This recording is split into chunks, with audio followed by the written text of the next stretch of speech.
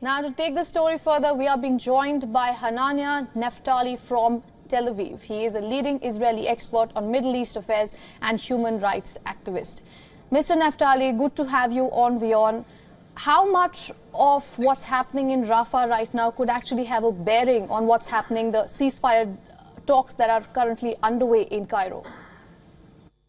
Well, we see that throughout these 7 months of war that Hamas only responds to military pressure. And I think that the best way to deal with terrorists is to give them a taste of their own medicine, because they don't understand any language other than an iron fist. And so that is why Israel had to enter into the eastern part of Rafah, take over the crossing there. Within hours, we took down Hamas flags and we're flying Israeli flags. And this is something that you have to keep in mind, that we are dealing with a radical Islamic terrorist group that does not believe in our right to exist. So we have to fight them, not just for the sake of Israel, but for the sake of humanity.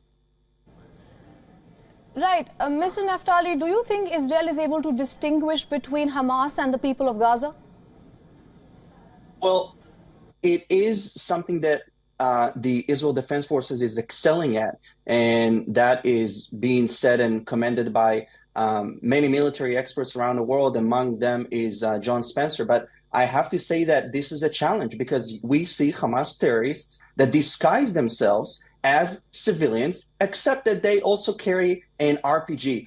The point is that you have Hamas terrorists that hide like coward rats in tunnels while putting their civilians above the ground at risk. They don't care for Palestinian lives. Israel cares for Palestinians more than the governing authority in Gaza. Hamas cares for them. Mr. Naftali, in your own words, you say you're a human rights expert. At the same time, you advocate for peace in Middle East. I was just reading about you, and that's how I know that. Say that we have a ceasefire in the coming few weeks. I'm being optimistic here, but say we have that.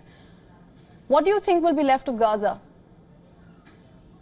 Well, this is absolutely devastating to see, first of all, the level of destruction that Hamas brought to the Gaza Strip when it waged war against Israel, because keep in mind that Israel did not start this war. And there are talks about lack of humanitarian aid, lack of a lot of supplies. This is not true.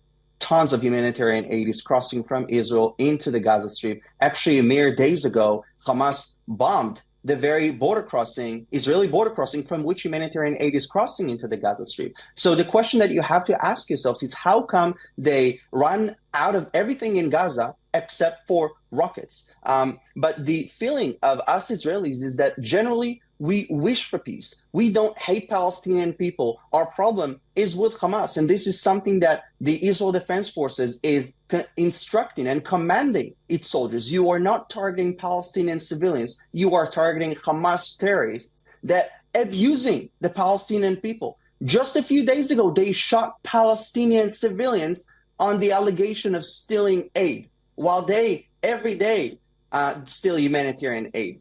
Point is, they don't care for Palestinian lives. Mr. Naftali, what you are saying, that begs the question then, the death toll we are seeing in Gaza, more than 30,000 people have died, and most of them are women and children. So then that begs the question, if at all Israel is only targeting Hamas or the people of Palestine. But for now, I'll have to end this discussion here.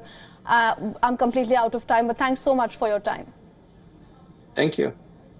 For all the latest news, download the WION app and subscribe to our YouTube channel.